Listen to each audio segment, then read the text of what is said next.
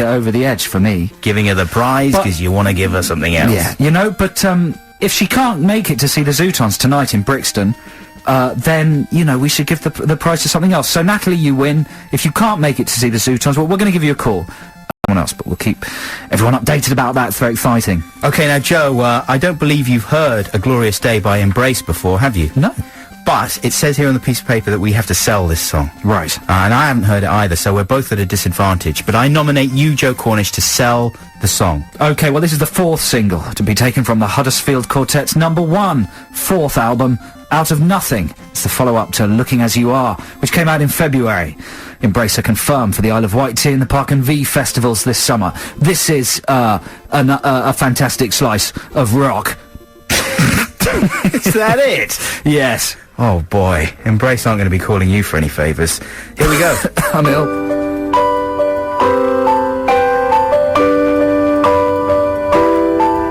Yeah, listen to that slice of rock.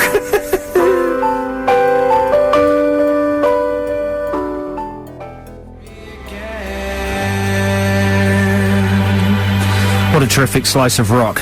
That's Embrace. With A Glorious Day. Now, if you listen to Sean Keaveney on Monday from 9 AM, he'll be giving away copies of the Virgin Megastore's Album of the Week, which is Hot Heat Elevators. And there's more chances to win that album on www.xfm.co.uk. That's the Virgin Megastore's Album of the Week, Hot Heat with Elevators. It's exciting, isn't it? Yeah, very good. I'm sure that'll be an excellent album. Joe, have you seen the advert for Comfort? You know, we were talking a while ago about sort of loathsome animated families in the advertising world. And surely the Material family. Yes, the stitched-together Frankenstein family. Yeah, the Cloth people are one of the most, if not the most loathsome animated family on television. Sorry, I'm just dropping. We've had a little text. Please don't ever play Embrace ever again. That's not very nice. It's not very nice, is it? Dicky. Anyway, sorry, keep going. Yeah, but I mean, that's a given, isn't it? They're pretty much up there with the worst of all time animated families.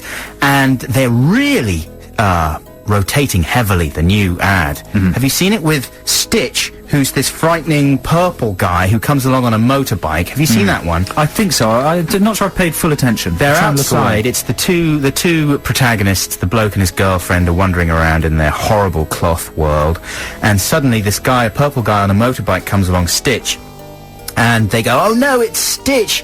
He's, for some reason they let go of their bottle of Comfort, and it hits Stitch in the face, and he gets covered with Comfort. And, they think, oh my goodness, Stitch is going to come over and knock the stuffing out of us, etc. But, actually what happens is that Stitch is softened by the Comfort. Oh. And he goes over and gives the guy a hug, and then he goes and he chases a butterfly. What a wonderful story. Have you not seen that ad? Yeah. But I don't think I paid proper attention. They make my eyes switch off, those adverts. Did it upset you at all, the advert? Well, we've talked about this before. I hate it. Yeah, I hate and I hate them. I hate them very much, and this ad sort of takes my hatred to a new place, though, because there's something really creepy and disgusting about Stitch, like in an excessively frightening way. Actually, my son is terrified by the ad, and I just wanted to know if anyone out there has young children who are scared by it. Because Frank, and I think Frank is, he's quite a beefy man. Maybe he's going into a new, slightly poncy phase, but he howls in fear whenever the ad comes on. He hates Stitch, and it really makes him cry, like proper grief, tears coming out of little Frank's face, and it's not very nice for me, obviously. But I know exactly where he's coming from, and I was just curious if anyone else out there had experienced the same thing with Stitch, the Comfort. The mistake they made was to do it in CGI. If they genuinely stitched little people and paid us a lot of money to do it, that would be a brilliant advert. Absolutely. Hey, you know that bit in The Hitchhiker's Guide to the Galaxy where they all suddenly turn into cloth people? Yeah. You see, that's charming. That's properly well done. They're actual cloth people. Someone's knitted them, yeah. Yeah. And there was was it a Michel Gondry video for I can't remember the name of the band, but there's been a few knitted videos which have been very good as well. Hey, I'm not going to get time to do my most worrying things about Revenge of the Sith, am I? Oh no, you definitely will. Will I? Yeah, we're going to play. I've got a free play now. This is some classic Talking Heads, and after this we're going to do the ads, and then we'll come back with some Revenge of the Sith. Which Talking Heads track? This is from Fear of Music, and it's called Cities.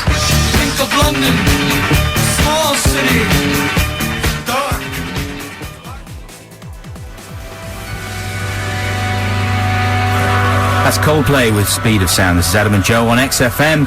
Now, excitingly, it's time to go live to another human being. We don't usually have other human beings on our show, apart from callers, of course, but this is a celebrity. It's Alex Zane from MTV's The Alex Zane Show. Alex, hello. Hello. How are you doing, Alex? I'm not too bad. Thank you for that lovely introduction. I was going to call you a dirty mop-headed pop pixie. I'd have preferred that. Well, you've got it now. Being a pop pixie. How's things? How many XFM listeners have you slept with so far today? None, because that would be wrong morally, and I've already damaged my soul enough over the but how many? 4. Okay, that's not bad for 2:32 Yeah, in the afternoon. It's been I've been busy as well. I've had to go on stage and introduce bands and stuff. That's annoying. There's only so much free time I have on a day like this. What a ludicrous living you make, Alex. Now, can you describe the scene for people out there? Paint us a picture on the radio, Alex. Can I not? Because the picture I paint isn't particularly thrilling at the moment. The information I have stored within my head is quite thrilling. But I'm standing in an office at the University of London Uni, and someone's suede suit is hung up on the back of the door. Wow. You did it, you see? You did it. I asked you to paint a picture and you did. I can see the suede suit. This is like speaking to a war correspondent, isn't it? It's the rock equivalent of speaking to a war correspondent, isn't it? Someone say yes. Agree with me. Yes, Joe. Thanks. Do I have to agree as well? Yeah. Well, I'm abstain from this. Alex, who is the best band you have seen today? Just got down here from, just like I said, I've just arrived at Ely, just came from the Carling Academy, Islington. The Kaiser Chiefs were phenomenal. Right. Fact. Right there. Did they play? Oh my God, I can't believe it. I've never been this far away from... So, just before he sang that, he stage dived into the audience and almost lost his pants to a very voracious fan. She was a small girl, but really, man, could she grip? Really? And he grabbed the security guard's hand and shoved it down his own pants as a way of going, "Don't let my pants come off, clutch me." And all this before midday on a Saturday. Yeah, he also climbed up the scaffolding on the side of health the and stage safety, and then slid down, much like a fireman would. Yeah, that is a health and safety issue. I hope you pointed that out to the Kaiser Chiefs. I did. In fact, I went on stage and stopped the gig. Also, just on a grammatical point, I believe the past tense of to stage dive is stage dove. Just bear it in mind. Yeah, he stage doved. Oh, doesn't matter. But let's move on.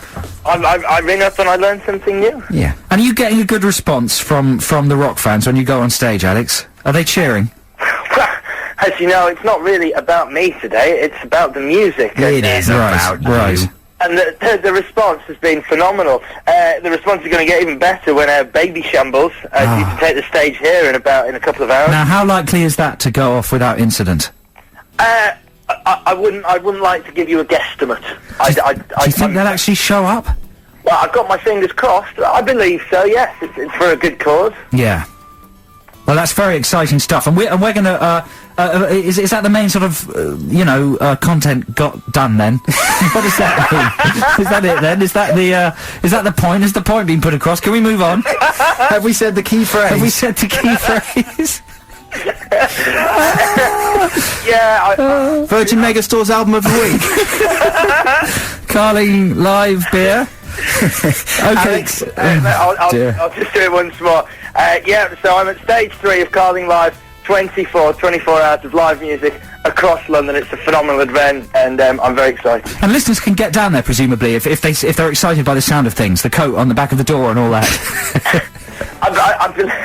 I believe it's all been pre-sold. It's all sold out, so it's more. If you're coming already, great, come down. I'll see you here. If you're not coming, then don't bother. Oh, that's nice. Alex, thank you so much for talking to us. Have a great day, and thank you very much, guys. We'll see you next week in here. Yeah. Yes, I'll be back next week. Yeah. Yeah, good one. I love you. Bye, Alex Zane with your jaunty cap. Right now, it's time for more live music. This is from a session that Brendan Benson did when he came into XFM, and the track is called "What I'm Looking For."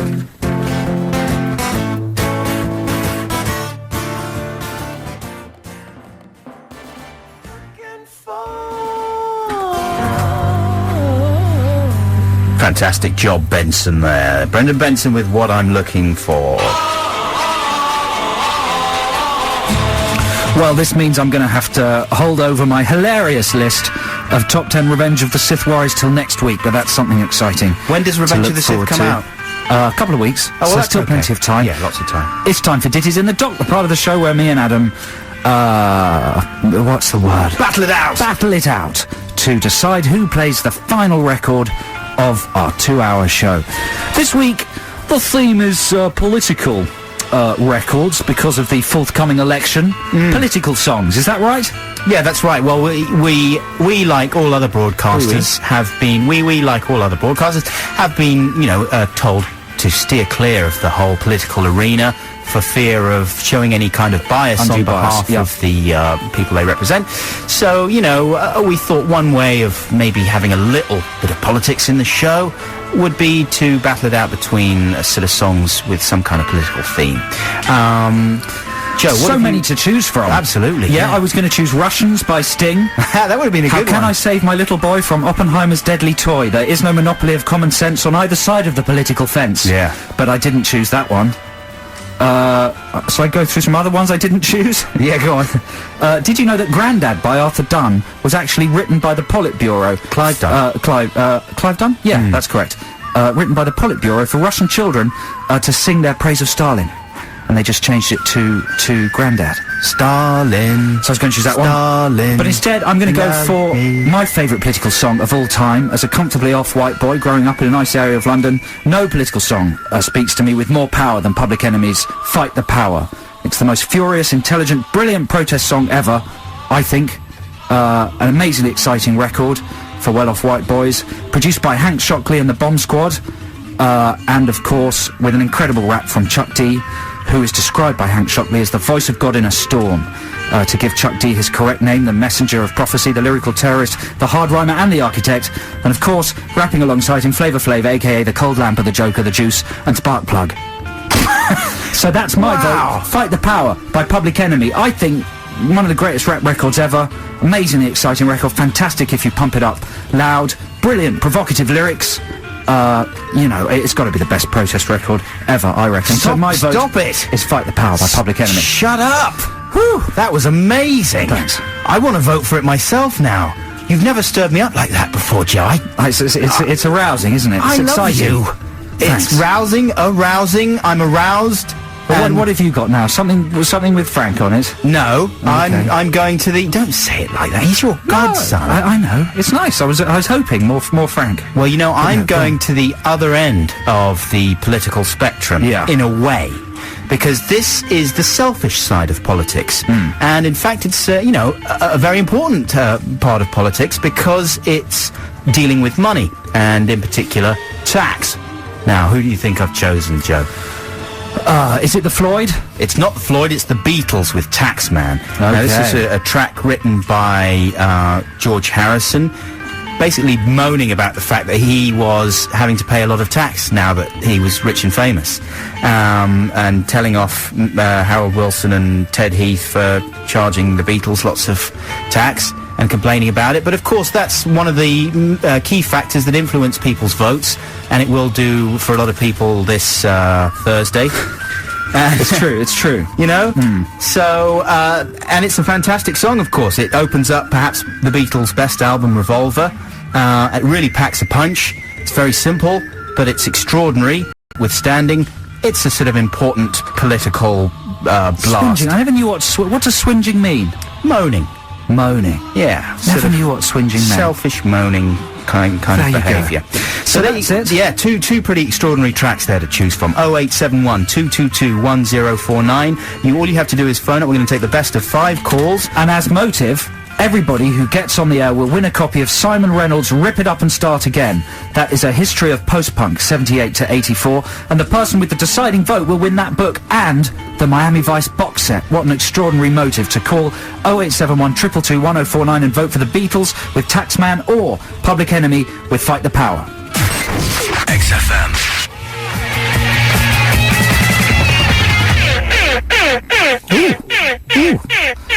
Stop it! Sounds like old Atari noises. Stop it! That's Banquet by Block Party.